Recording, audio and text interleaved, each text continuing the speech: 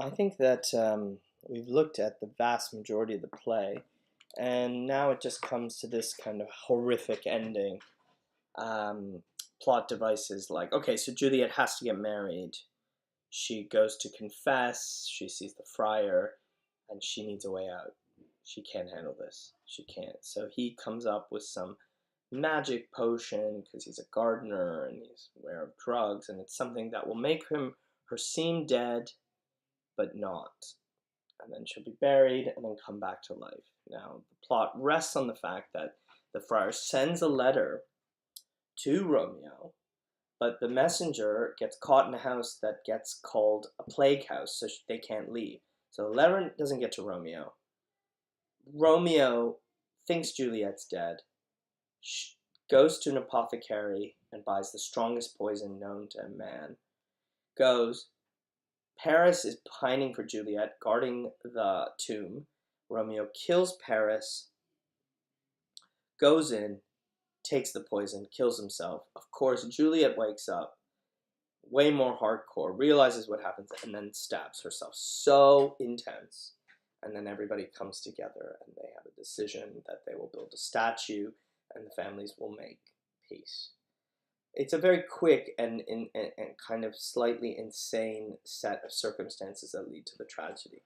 But this moment is interesting where Juliet is taking the potion and she's worried. She's no dummy, Juliet. She's worried that maybe the friar has messed her around. Farewell. So she's dismissed the nurse.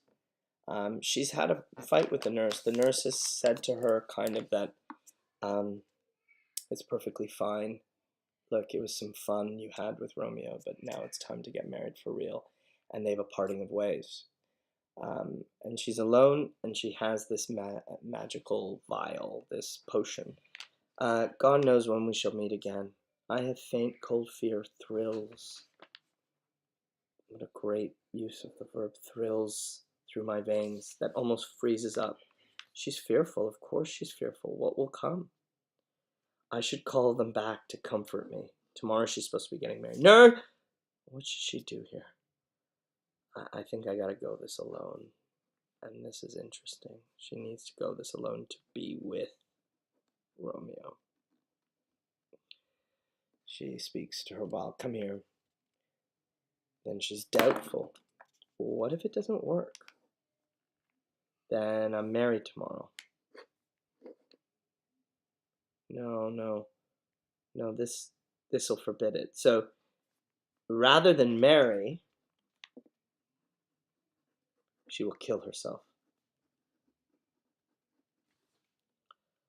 But if this is poison, which the friar subtly hath ministered to have me dead, lest his marriage should be dishonored, she's worried. The friar is worried. She worries. The friar is worried about his own name.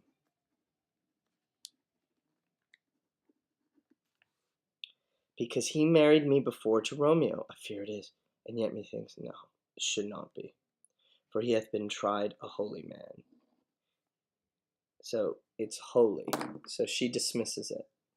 He's holy. No way. How if, when I am laid into the tomb, I wake? What if I wake up before Romeo's there? If only that was the problem. In fact, it's the opposite. She wakes up later. Oh, that's something to be scared of, she says. Shall I not then be stifled in the vault, to whose foul mouth no healthsome air breathes in, and there die strangled?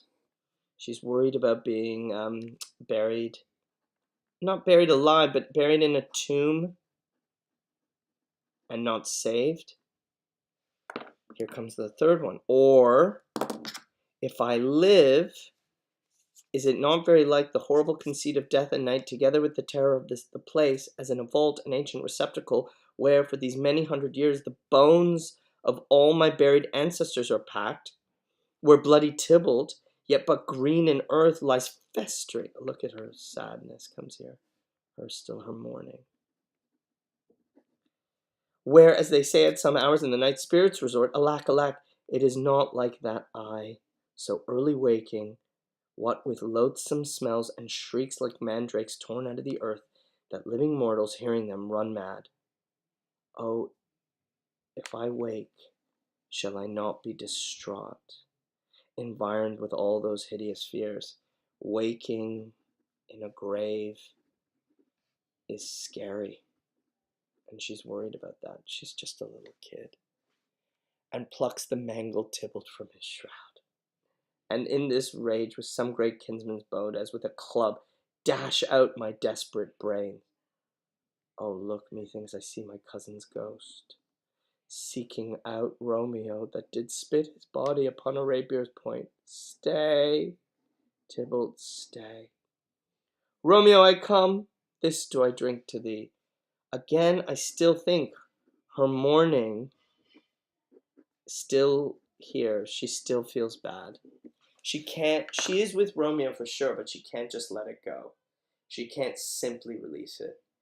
So this is her last this is her speech before committing to drinking the vial.